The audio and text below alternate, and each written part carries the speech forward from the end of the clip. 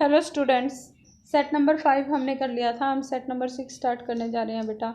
अब तक के जितने भी सेट हमने किए हैं, हमारे पास 2 कम्प्रिहेंशन चेक होते थे और उन 2 कम्प्रिहेंशन चेक में से मतलब दोनों ही क्वेश्चन आंसर बेस्ड होते थे। अब ये पहला सेट आया है जिस पे कि हमें फर्स्ट में दे रखा है चूज़ द अप्रोप्रिएट ऑप्शन, और उसके बाद जो है सेकंड पैराग्राफ है। तो एक बार देखो बेटा, a submarine is a water craft capable of independent operation underwater. पानी के नीचे जो है अपने इंडिपेंडेंट मतलब बिना किसी और वेसल के हेल्प के जो अपने वाटर ऑपरेशन को कैरी कर सकता है वो सबमराइन है। It differs from a submarine submersible. ये एक सबमर्सिबल से अलग है। देखो ये वाटर मराइन जो होता है ना, ये बहुत बड़ा सा होता है, इसके अंदर बहुत सारी फैसिलिटी है। और जो क्रू मेंबर होते हैं ना, जो शिप पे काम करते हैं, उनको क्रू बोलते हैं। क्रू मेंबर यानी कि वो टीम जो शिप पे काम करती है, पूरी की पूरी टीम इसके अंदर रह सकती है। लाइफ सपोर्ट के साथ होता है और साथ में और भी मतलब कई दिनों का खाना पानी सब कुछ होता है। जबकि सबमर्सिबल बोल रहा है ये एक छोटा सा वाटर वेसल है जिसके अंदर कि सिर्फ 2 पर्सन बैठ सकते हैं। और ये किस तरीके का होता है स्टूडेंट्स की सिर्फ टूरिस्ट के पर्पज़ के लिए कोई घूमने जा रहा है, अंडर वाटर एक्टिविटी करनी है तो सबमर्सिबल का यूज करते हैं। ठीक है, तो अब ये बोल रहा है it differs from submersible which has more dash under water capability. देखो स्मॉल तो नहीं हो सकता, कैपेबिलिटी स्मॉल कैपेबिलिटी नहीं होती है ना। लिमिटेड और डाउटेबल है, डाउट करने की बात ही नहीं है बेटा। उसके बाद सरप्राइजिंग भी नहीं है। अगर सबमर्सिबल बड़ा होता और सबमराइन छोटी होती तो सरप्राइजिंग होता, तो इसका ऑप्शन सी होगा, limited. The term most probably refer to a large crude एक बार इसको साफ कर लेते हैं। ठीक है, ऑटोनोमियस वेसल। ऑटोनोमियस क्या होता है बेटा? जो कि आत्मनिर्भर हो। तो ये जो है ये जो सबमराइन है, ये टर्म रेफर करती है एक बहुत बड़े क्रूड जिसके अंदर क्रू मेंबर हैं, और ऑटोनोमियस जो जिसके अंदर सारी फैसिलिटी है इसी वेसल को।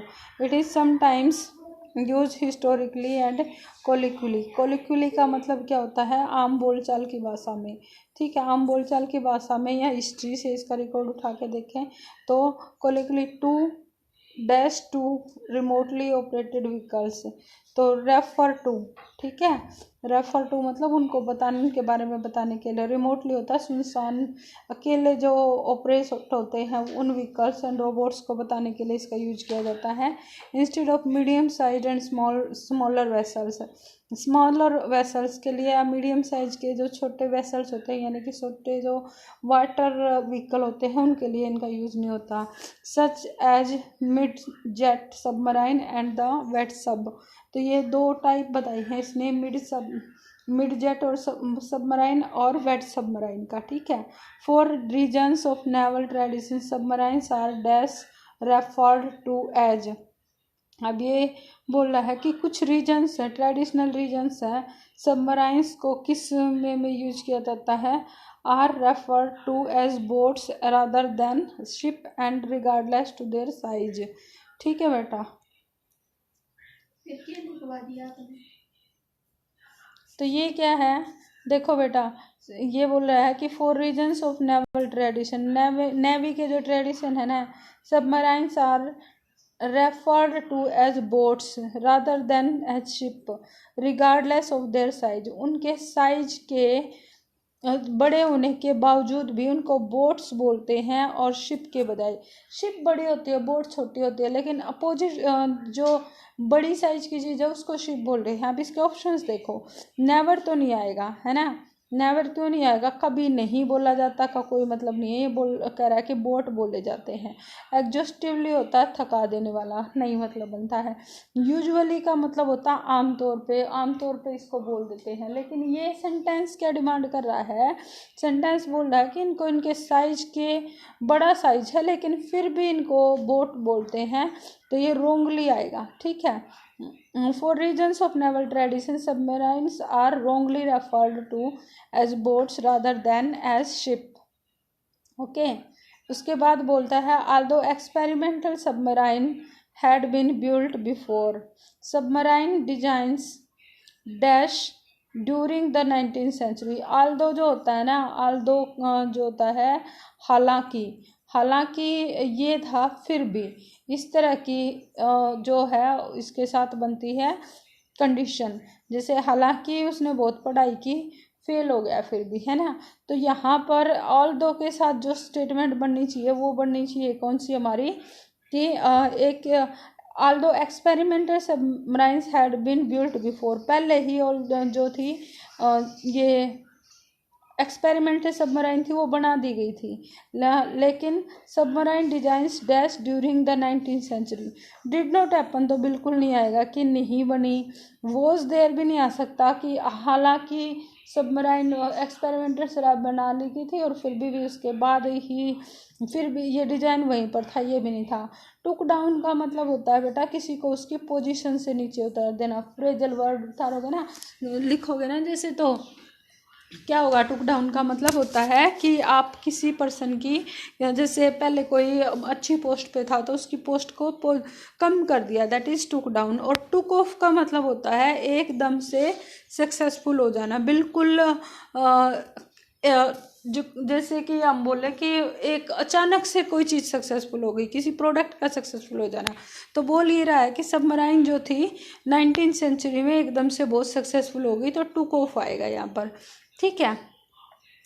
And they were adopted by several navies, submarine were first widely used during world war first, क्योंकि वर्ल्ड वार फर्स्ट आ गई थी तो उसमें बहुत सारी ये सबमराइन जो थी उस टाइम यूज की गई। And now figure in many navies large and dash. अब लार्ज एंड लार्जर नहीं लिख सकते क्योंकि कंपैरिजन नहीं हो रहा, लार्जेस्ट भी नहीं आ सकता और स्मॉलर भी नहीं आ सकता। अगर एडजेक्टिव किए हैं हमने अच्छे से तो स्मॉल पॉजिटिव के साथ पॉजिटिव डिग्री का ही यूज होता है। एक रूल मैंने आपको बताया था, एंड के साथ अगर कोई जुड़ी हुई है तो कंपैरेटिव है तो कंपैरेटिव आएगी, पॉजिटिव है तो पॉजिटिव आएगी, और सुपरलेटिव है तो सुपरलेटिव आएगी। तो यहाँ पर स्मॉल आएगा। इनके सारों के एग्जाम आंसर्स मैं एक बार फिर से बता रही हूँ, टाइम ज़्यादा लग गया इस पैराग्राफ में, सॉरी। क्वेश्चन में बट कर लेते हैं। सबसे पहले था हमारे पास लिमिटेड, उसके बाद है रेफर, उसके बाद हमने किया रोंगली, नेक्स्ट में हमने किया बेटा टुक ऑफ, और लास्ट जो है उसका आंसर हो गया स्मॉल, ठीक है। चलो अगले क्वेश्चन पे मूव करते हैं हम। देखो बेटा क्वेश्चन नंबर 2 को देखो एक बार। क्वेश्चन नंबर 2 जो है ना, अब ये कंप्रीहेंशन चेक देखने में इतना छोटा सा लग रहा है, आपके पेपर का एक बड़ा अच्छा सा पैटर्न मेरे समझ में आया। वो पैटर्न क्या था कि एक ही कंप्रीहेंशन में एक लाइन में 4 इन्फॉर्मेशन फिल कर रहा है ये, मतलब बच्चों को समझने में ये मुश्किल हो कि कौन सी इन्फॉर्मेशन पूछी गई है। और हम क्या करते हैं कि मिलते जुलते वर्ड के साथ खेलते हैं। बहुत सारे बच्चों का तरीका ये होता है कि ये वर्ड यहाँ पर मिल रहे हैं, ये पैराग्राफ में भी यहाँ पर मिल रहे हैं, तो हम उन वर्ड को देखें।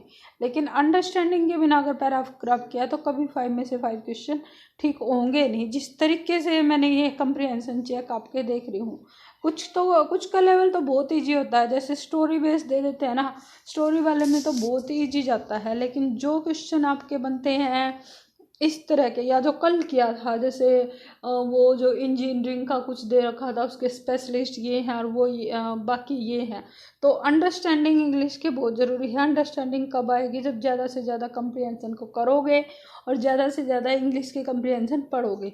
तो कंटिन्यू रखना, और आपको पता है कि कंप्रीहेंशन इम्पोर्टेंट भी कितने हैं, है ना।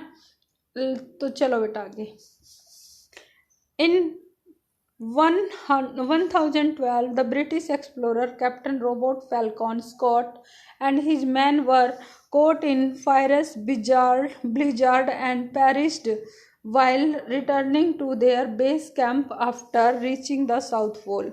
ठीक है, अब ये कैप्टन है रॉबर्ट फैल्कन स्कॉट, और उसके आदमी जो थे उन्होंने एक भयंकर बर्फीला तूफान देखा। पेरिस्ड जो होता है, पेरिश का मतलब होता है क्या, बहुत ज़्यादा बर्बादी लाने वाला, ठीक है। तो इस तरह का कुछ एक बुरी सिचुएशन में वो फंस गए थे। कब, जबकि वो साउथ कैंप से वापस लौट रहे थे, ठीक है, base to their base camp after reaching the south pole, south pole से रीच करके और कैंप की ओर वापस लौट रहे थे, तब देखा था।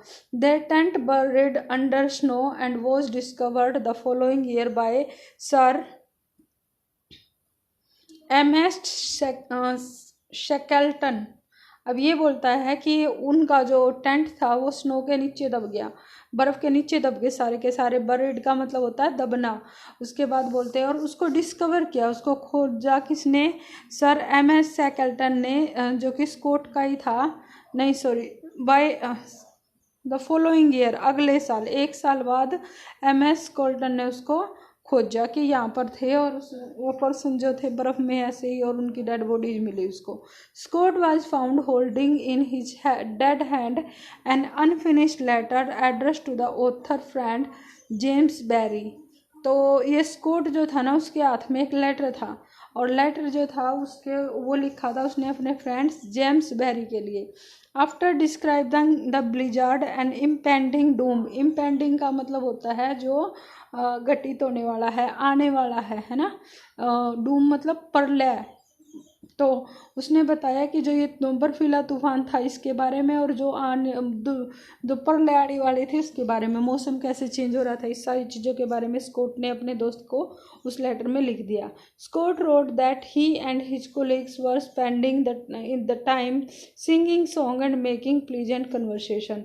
और स्कॉट ने उस लेटर में ये भी मेंशन कर दिया कि वो और उसके जो कुलीग यानी उसके जो साथी थे वो अपना टाइम सिंक कर रहे थे, गीत गाने में, और बड़ी ही प्लीजेंट मतलब खुशी वाली कन्वर्सेशन, बातचीत। तो वो आपस में बातचीत करके अपना टाइम बिता रहे थे। Below these lines he had written in bold letters one word courage. और सारा का सारा ये लाइन सारा डिस्क्रिप्शन लिख के, और उसने एक बड़ा सा वर्ड लिख दिया, जैसे हमारे पैसेज में बहुत बड़ा करके दिखा रखा है कैपिटल में, उसने भी अपने लेटर में लिख दिया करेज। करेज क्या होता है बेटा? साहस, हिम्मत, है ना। When he return to England Shackleton handed over the letter to sir James Barrie. तो जो ये स्केल्टन था जिसको कि ये मिला था उसके फ्रेंड का लेटर, स्कॉट का लेटर जिसको मिला था, उसने जेम्स बैरी को जाकर ये लेटर दे दिया। Who read it and kept it in a box. James ने ये पढ़ा और उसको एक बॉक्स के अंदर रख दिया। A few years later, Sir James developed some defect in his right hand because of which he could not hold a pen। तो सर जेम्स जो थे उन्होंने वो कुछ दिन हो गए उस चीज़ को बीतते हुए लिख दिया, तो उसके राइट हैंड में प्रॉब्लम हो गई। और राइट हैंड में प्रॉब्लम होने की मतलब वो हाथ में वो पेन तक नहीं पकड़ पा रहा था, लिख नहीं पा रहा था।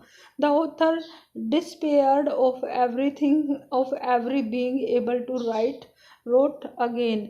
और जो ये ऑथर था यानी कि जेम्स जो था, उसने सारी की सारी उम्मीद खो दी की थी कि वो कभी दोबारा लिखने के लायक भी होगा। वन डे इन डिस्पोंडेंट मूड, एक दिन डिस्पोंडेंट का मतलब होता है निराशा के मूड में, बहुत ज़्यादा सैड था। ही टुक आउट स्कॉट्स लेटर, उसने स्कॉट का वो लेटर लिया एंड रीड इट, और उसको पढ़ना स्टार्ट कर दिया। इट लिफ्टेड हिज स्पिरिट, इससे उसकी जो स्पिरिट थी, स्पिरिट वैसे बोलते हैं आत्मा को, लिफ्टेड मतलब उसको सांस मिला, या फिर क्या था कि उसने सोचा कि जब वो कर सकता है तो मैं क्यों नहीं, है ना। एंड सेट हिम थिंकिंग, और उसको सोचने पर मजबूर कर दिया उसने।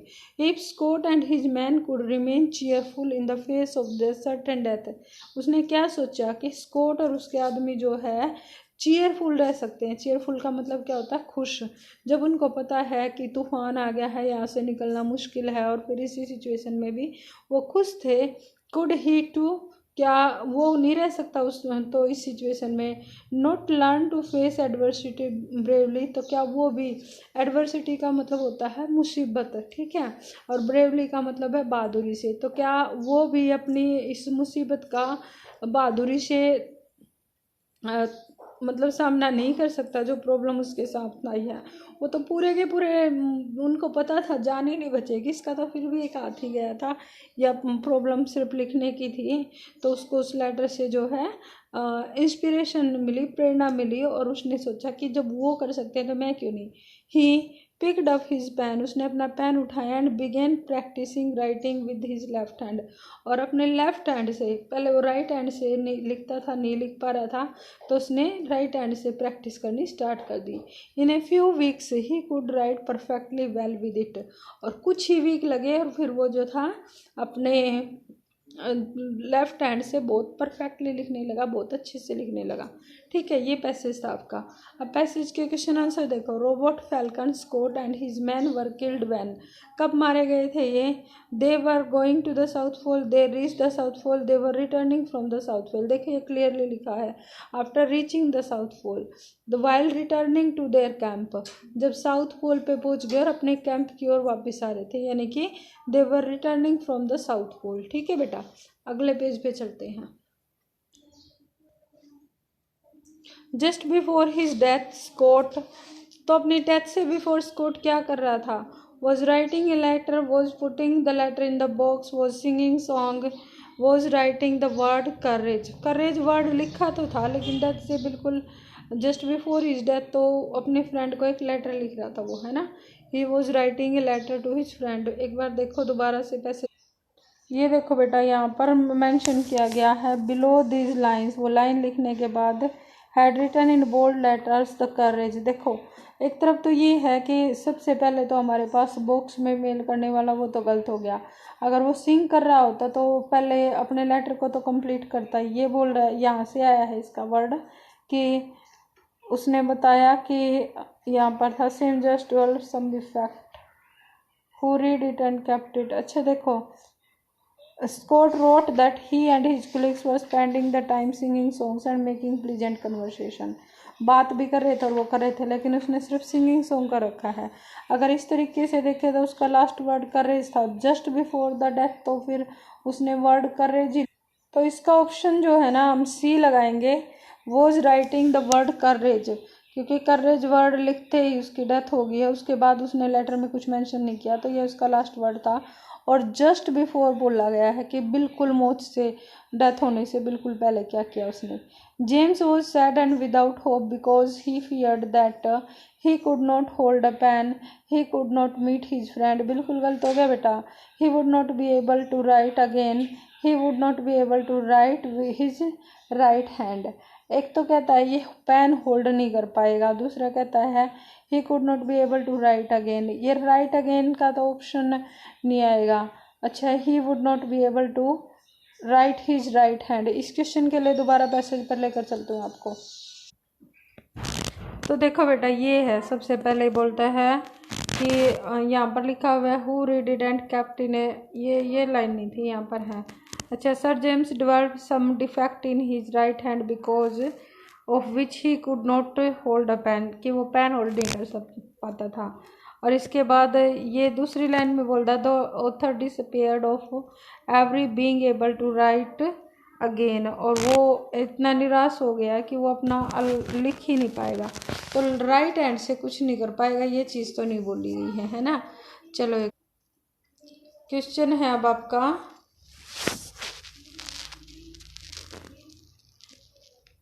ये वाला नहीं था, सॉरी बेटा, अलग अलग लिखा है ये है देखो, ये है James was sad and without hope. क्यों था? क्योंकि वो क्या सोच रहा था, he would not be able to write again. Right hand का जिक्र नहीं है, ओल्ड पेन के साथ सैडनेस वाली बात नहीं रखी है, मीट फ्रेंड नहीं था, तो according to the passage answer है C. The word impending can be, impending का मतलब होता है देखो सबसे पहले है ओवरकमिंग, तो ओवरकमिंग मतलब छुटकारा पाना या काबू पाना नहीं था। वार्निंग है, वेटिंग है एंड अप्रोचिंग है। इम्पेंडिंग का मतलब होगा अप्रोचिंग, जो कि आने वाला था। Lesson that this passage teachers, क्या लेसन सिखाता? नेवर टेक रिस्क, रिस्क कभी ना लो, ये गलत है। Never give up courage, do not disappear, निराश मत हो। और learn how to survive in blizzard, ये भी नहीं है। नेवर गिव अप करेज, पूरा पैसेज करेज की बात करता है ना। पहले जो उसका जेम्स का फ्रेंड था वो भी करेज की बात कर रहा था, और इसके बाद ये भी तो बी ऑप्शन हो गया। नेक्स्ट है the correct form of the verb fill करनी है। सबसे पहले है the earth dash round the sun, बहुत ईजी है ये सेंटेंस, तो रट लेना चाहिए, क्योंकि घूम फिर के इस तरह के क्वेश्चन आते हैं। रिवॉल्व्स आ गया, मूव्स आ गया, तो यहाँ पर आएगा अर्थ मूव्ड। प्रेजेंट में लिखे जाते हैं कौन से फैक्ट? जो कि नेचर के सिंपल फैक्ट हो, जैसे पूर्व से निकलता है पश्चिम में छपता है, धरती गोल है, ये इस तरह के फैक्ट जो है ना, फैक्ट की बात जब भी होगी तो प्रेजेंट इंडेफिनिट में लिखे जाएंगे और थर्ड पर्सन सिंगुलर के साथ एस और एस लगता है, ठीक है। अब ये सेंटेंस देखो, the baby dash all morning, है ना, तो ऑल मॉर्निंग यहाँ पर हमें समझना पड़ेगा कि सुबह से, ऑल मॉर्निंग से मतलब है कि सुबह से रो रहा था, है ना। या तो एक एबिचुअल एक्शन बन सकता है इसमें, देखो वॉज क्राइंग का नहीं आएगा एंड क्राइंग का नहीं आएगा, ये तो कन्फर्मली हमने एलिमिनेट कर देते हैं। बच्चों एक मेथड होता है एलिमिनेशन मेथड, कि अगर हमें ठीक क्वेश्चन तक पहुँचना है तो जो बिल्कुल गलत एक नज़र में ही दिख रहे हैं उनको हटा दो। वॉज क्राइंग तो क्यों नहीं आएगा, क्योंकि पास्ट का कोई डिस्क्रिप्शन है नहीं। और क्राइंग क्यों नहीं आएगा, क्योंकि इससे पहले कोई ना कोई हेल्पिंग वर्ब ईजेमार वाजवर लगना ही चाहिए। अच्छा, अब ऑल मॉर्निंग से मतलब है कि सुबह से लेकर अब तक रो रहा है। यहाँ पर सिंस वाला सेंटेंस बनाना चाहता है विदाउट सिंस का यूज किए।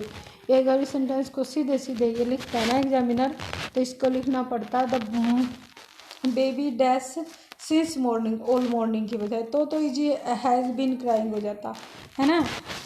अब इस सेंटेंस में फिल तो हम यही करेंगे हैज़ बीन क्राइंग, ठीक है। लेकिन यहाँ पर मतलब समझना पड़ेगा कि ये बात कर रहा है कि सुबह से रो रहा है, ठीक है। The old beggar was dash by a mad dog, ये सेंटेंस बिल्कुल ईजी है भाई। ओल्ड बैगर जो था ना उसको किसने, मैड डॉग ने काट लिया है। अब पैसिव है ना, बाय का यूज कर रखा है और वाज के साथ थर्ड फॉर्म आएगी तो बिटन ही आ जाएगा इसका। नेक्स्ट सेंटेंस देखो बेटा, प्रपोजिशन यूज करनी है और preposition fill in the blanks में फिल करनी है। तो जंप के साथ रिवर है। अब देखो ये मान लो रिवर है और हम इन और इनटू का यूज कर चुके हैं। इन का मतलब होता है ऑलरेडी कोई चीज़ अंदर है, जैसे आप या मैं अभी घर के अंदर बैठे हैं, we are in the house, या इन द हाउस है, ठीक है, या इन द रूम है। लेकिन कोई बाहर से चल कर आएगा तो उसको बोलते हैं इन टू द रूम, ठीक है। इसी तरीके से रिवर का है, जंप किया है, तो अगर वो जंप करके आया है ना तो मतलब उछल के आया है, तो बाहर से वो अंदर गया है और इस सिचुएशन में हमारे पास इनटू होना चाहिए, ठीक है बच्चों। तो यहाँ पर क्या आएगा आपका, he jumped into the river. The children are fond of होता है, फॉन्ड के साथ प्रपोजिशन लगते ही ऑफ है। पहले भी एक दो पेपर में हमने ये चीज़ देख ली है, फॉन्ड ऑफ होता है यानी कि बहुत ज़्यादा पसंद करना, फॉन्ड ऑफ स्वीट्स।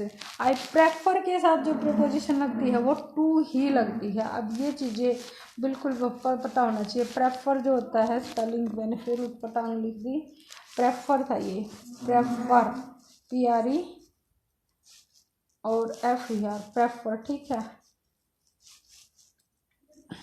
पता नहीं क्या हो रहा है, प्रेफर वर्ड है भाई, प्रेफर PRE FER।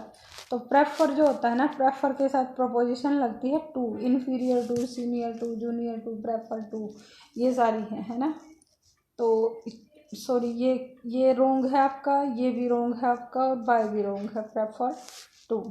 अच्छा, नेक्स्ट है choose the synonym of the following bold letters. अब सिनोनियम बताना है। एडमायर का मतलब क्या होता है, प्रशंसा करना। सिनोनियम मतलब उसके जैसा सेम वर्ड, सिनोनियम सेम, ठीक है। एडमायर और क्रिटिसाइज होता है निंदा करना, गलत हो गया। एक्सेप्ट होता है स्वीकार करना। कंडेम का मतलब भी होता है निंदा करना, तो प्रेज हो गया, एडमायर प्रेज। एविडेंस क्या होते हैं, सबूत। तो विटनेस जो होते हैं वो भी गवाह या सबूत है। टू प्रूव जो होता है सिद्ध करना। इनोसेंट एंड फॉल्ट, फॉल्ट तो गलती होता है, इनोसेंट मासूम होता है। एविडेंस एंड विटनेस जो है ना वो क्या हो गया, एक हो गया, ठीक है। अब आगे देखो, choose the word opposite in meaning. Opposite देखना है ना। अब देखो बेटा, वाइड है, वाइड और विड्थ ये तो सिनोनियम हो गया ना, चौड़ाई। लार्ज बड़ा होता है, स्मॉल छोटा होता है। चौड़ा एंड भीड़ा होगा ना। नैरो जो है उसका मतलब होता है तंग, यानी कि बहुत ज़्यादा भीड़ भाड़ वाला। तो ये हो गया आपका नैरो, इसका ऑप्शन। चलो आगे। अब नेक्स्ट सेंटेंस है बेटा आपका, choose the portion wrong portion. तो किस पोर्शन में गलती है वो बतानी है हमें। ABC दे रखे, तीन के पार्ट है। A team of doctors, doctors की एक टीम। और जब एक टीम की बात कर रहे हैं तो यहाँ पर आर क्या कर रहा है, इज आना चाहिए, is giving medical aid to the people of this villages, ठीक है। Good night, I am glad to see you. अब इस सेंटेंस में क्या है बेटा, गुड नाइट मिस्टेक है। क्यों है, इंग्लिश का जो कल्चर है ना, वहाँ पर जब किसी से आप अलग हो रहे हो, मतलब किसी को आप बाय बोल रहे हो रात के टाइम में, तो बोलते हो गुड नाइट। और किसी से मिलते हैं ना, तो उसमें बोला जाता है गुड इवनिंग, ना कि हम बोलते हैं क्या, गुड नाइट। ओके, तो यहाँ पर गुड नाइट की जगह गुड इवनिंग आना चाहिए। जैसे आप जाते ही बोलो बाय और आपसे मिलकर बहुत खुशी हुई, तो वो तो नेगेटिव चीज़ होगी ना। तो यहाँ पर गुड नाइट की बजाय गुड इवनिंग होना चाहिए। I shall write to you when I shall reach Bangalore. अब इस सेंटेंस में देखो बेटा, हमने कितने कंडीशनल सेंटेंस किए हैं, कितने सेंटेंस कर चुके हैं हम, कि एक साइड शैल आता है और विल, शैल और विल के साथ फर्स्ट फॉर्म आती है, और दूसरी साइड हम क्या यूज करते हैं, first form of the verb use होती है। और जिस साइड में हमारी कंजंक्शन लगी होती है ना, उस साइड हम कभी भी शैल और विल मोडाल्स का यूज करते नहीं। तो आगे वाला तो ठीक है, सी वाले पार्ट में यहाँ शैल हटाना चाहिए। इस सेंटेंस का आंसर क्या होना चाहिए, वैसे अगर सेंटेंस को हम करेक्ट भी करें तो क्या होगा, आई shall write to you when, I शैल को हटा के आई रीच बेंगलोर। और जो गलती है वो सी पार्ट में है। दोबारा देखो, इसमें बी में मिस्टेक है, ए में मिस्टेक है, और सी में, बी, ए और सी इनमें मिस्टेक है। चलो आगे चले भाई। ये हैं बेटा हमारे PQRS, जिनको कि हमें इनका करेक्ट सीक्वेंस बनाना होता है, ठीक है। Freedom which dash the rich and the poor man women, ठीक है। अच्छा, अब देखो, freedom which that avoid glove separate, कोई सेंस ही नहीं बन रही है, इज रिस्ट्रिक्टेड काइंड, और इन द सेंस, तो सबसे पहले हमारे पास आर वाला बन गया। क्यों, फ्रीडम विच अ मॉडर्न, कौन सी फ्रीडम जो कि एक रिच मॉडर्न वुमेन इंजॉय करती है। तो सबसे पहले हमें ये देखना कि आर से स्टार्टिंग होने वाला कौन सा है। अगर आप इतना भी पहचान से हो ना, फ्रीडम की क्वालिटीज़ के बाद आएगी फ्रीडम। कौन सी फ्रीडम, जो कि आज की मॉडर्न वुमेन इंजॉय करती हैं। तो हमारा ए ऑप्शन जो है बिल्कुल करेक्ट हो जाता है। बाकी को अगर देखना चाहो तो देख लो। अ मॉडर्न वुमेन, फिर उसके बाद enjoy is the restricted kind in the sense, ठीक है, that a wild glove separate the rich and poor women. मतलब आज के टाइम में जो मॉडर्न वुमेन इंजॉय कर रही है ना फ्रीडम, वो रिस्ट्रिक्टेड काइंड की है। रिस्ट्रिक्टेड मतलब जिस पर रोक लगी हुई है। क्यों, क्योंकि जो सोसाइटी है वो रिच और पुअर के दो अलग अलग पार्ट में सेपरेटेड है, डिवाइडेड है। There is dash to another, no such thing as the gift from the one nation of independence, there is no such thing, है ना। सबसे पहले पी आएगा, okay. There is no such thing, okay नहीं भाई, P कैसे आएगा, P नहीं आना चाहिए, एक बार दोबारा देखते हैं। There is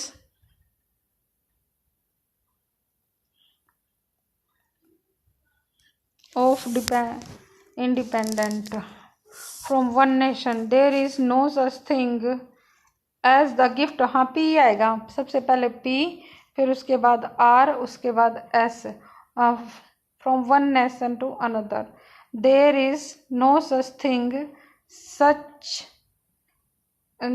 there is no such thing as the gift of independence from one nation to another। ठीक बन गया क्या ये, देखने दो एक बार। इसका राइट ऑप्शन यही है भाई, पी वाला।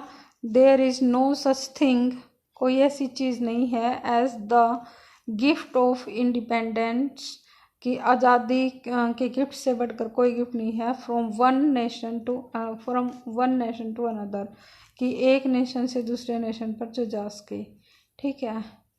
There is no such thing, ठीक है। इसका ऑप्शन डी हो गया हमारा। Very many people dash taste would enjoy.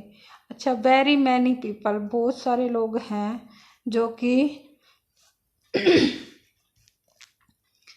क्या करते हैं, spend money. Very many people क्या है, सब्जेक्ट है। इसके बाद क्या आनी चाहिए हमारी, वर्ब आनी चाहिए स्पेंड वाली। स्पेंड मनी इन। अब क्यू कौन से के स्टार्टिंग में है, क्यू एस है और क्यू पी है। तो अब देखो क्यू के सेंड मनी इन, अगर हम जाते हैं एस वाले की, इन और फ्रॉम, क्यू और एस है और क्यू और पी है। अगर spend money in from those, तो दो प्रपोजिशन एक साथ यूज हो रही है और उनका कोई मीनिंग भी नहीं निकल रहा, तो इसके बाद क्यू के बाद एस वाला ही बनेगा, है ना। तो राइट ऑप्शन तो ये हो गया। वैसे देखो very many people spend money in ways quite different from those that their natural taste would enjoy इन।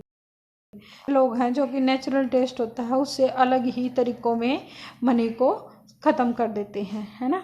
तो अब हमारा राइट ऑप्शन यहाँ पर हो गया बी। ठीक है, तो इस तरीके से बेटा ये सारे के सारे पैसेज को हमने सोल्व कर लिया। बताना बेटा कमेंट करके कि कहाँ पर कौन सा क्वेश्चन आपका मैच हो रहा है या नहीं हो रहा है, या कौन से में प्रॉब्लम है। कमेंट में भी लिख सकते हो और सर को भी बताना, मुझे अच्छा लगेगा अगर आपका फीडबैक मिलता है तो। Thank you and take care, good bye.